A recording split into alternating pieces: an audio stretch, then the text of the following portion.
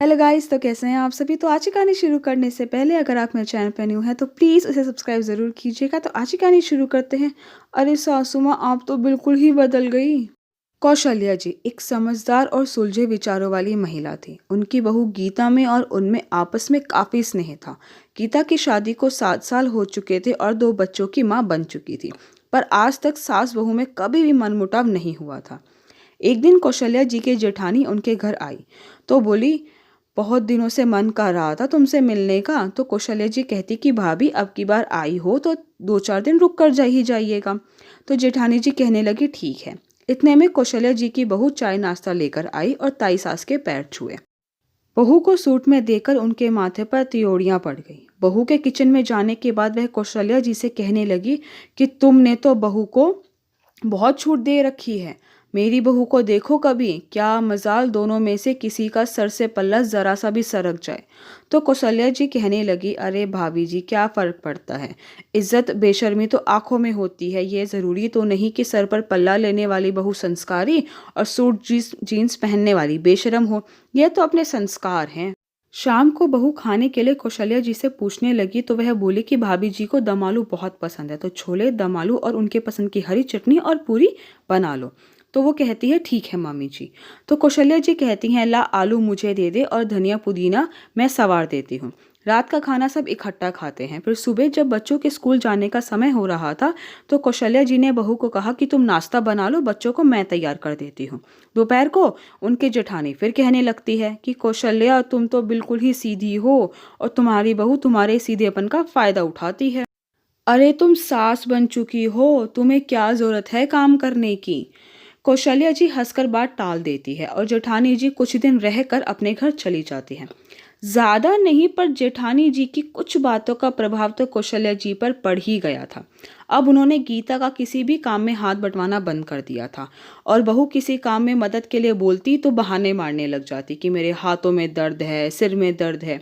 गीता को समझ नहीं आ रहा था कि सासू माँ को एकदम से हुआ क्या है। घर में जहाँ सास बहुओं के हंसने बोलने की आवाज आती थी, अब पूरा दिन सन्नाटा रहता था। बहू अपने कामों में लगी रहती और सासू माँ अपने कमरे में बैठी रहती थी। कई बार गीता ने कोशिश भी की कि पूछूं मम्मी जी से कि अगर आपको कोई बात बुरी लग गई हो तो मुझे माफ कर दीजिए, पर कौशल्या जी तो सीधे मुंह बात ही नहीं करती थी। 1 महीने बाद जेठानी जी का कौशल्या जी के पास फोन आता है तो पता चलता है कि जेठानी जी की तबीयत ठीक नहीं है। तो वे उनसे मिलने के लिए उनके घर जाती हैं और जाकर देखती हैं कि दोनों बहुएं सिर पर पल्ला संभाले हुए उनकी खूब खातिरदारी में लगी हुई हैं। एक पैर दबा रही है तो एक सिर में तेल मालिश कर रही है। मुझे देखते ही दोनों बहुओं ने चरण स्पर्श किए तो उनकी सासू माँ कहती, जाओ चाय नाश्ता ले आओ और मेरे लिए सूप बना दो। जी मम्मी जी कहकर वह दोनों रसोई में चली जाती हैं और थोड़ी देर में चाय नाश्ता लेकर आती हैं। जेठानी जी अपनी बहुओं से कहती है कि जाओ अब तुम खाने की तैयारी करो। दोनों फिर से किचन की तरफ चली जाती हैं। तो जेठानी जी कौशल्या जी से बोली, देखा मेरी बहुएं मेरा कितना मान करती हैं। थोड़ा सा बुखार हुआ था बस, फिर भी ऐसे सेवा कर रही हैं। ऐसे दबाव रखा जाता है बहुओं पर। वह चुपचाप उनकी बातें सुन रही और चाय पीने के बाद वह हाथ धोने वॉश बेसिन के पास जाती है जो किचन के पास लगा हुआ था। वहां दोनों बहुएं बातें कर रही होती हैं कि पता नहीं कब पीछा छूटेगा इस बुढ़िया से। इतना खा जाती है और कहती है बस ज्यादा मन नहीं है खाने का, इससे पीछा छूटे तो हम भी अपने पसंद के कपड़े पहने। मैं उन दोनों बहुओं की बातें सुनकर सोच में पड़ जाती हूँ। आज मुझे गीता के साथ करे व्यवहार पर शर्म आ रही है। कितनी ममता करती है वह मेरी। अरे हमें इतनी बंदिशें लगानी ही क्यों है कि वे दिन रात हमारे मरने का इंतजार करें। अब तो मुझे घर पहुंचने की जल्दी हो रही थी। घर पहुंची तो गीता बच्चों को होमवर्क करवा रही थी।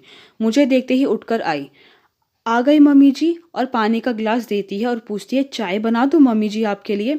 हाँ चाय तो पीनी है, चल चाय तुम बनाओ और तुम्हारे पसंद के पकौड़े मैं बनाती हूँ, फिर माँ बेटी दोनों साथ में खाएंगे। गीता यह सुनकर मेरे गले लग जाती है और कहती है, आज ऐसा लग रहा है मुझे फिर से मेरी माँ वापस मिल गई।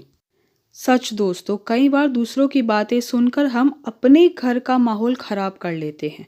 सबकी अपनी सोच, अपना नजरिया है। किसी दूसरे को अपने जीवन में ज्यादा दखल अंदाजी नहीं करने देनी चाहिए है। आई होप गाइस कि आपको आज की मेरी वीडियो पसंद आई, और आपको मेरी वीडियो पसंद आई है तो प्लीज़ उसे लाइक ज़रूर कीजिएगा, शेयर कीजिएगा, मुझे कमेंट करके बताइएगा कि आपको मेरी वीडियो कैसी लगी। अगर आपने अभी तक मेरे चैनल को सब्सक्राइब नहीं किया है तो प्लीज़ उसे सब्सक्राइब ज़रूर कीजिएगा। Thank you so much guys मेरी वीडियो देखने के लिए।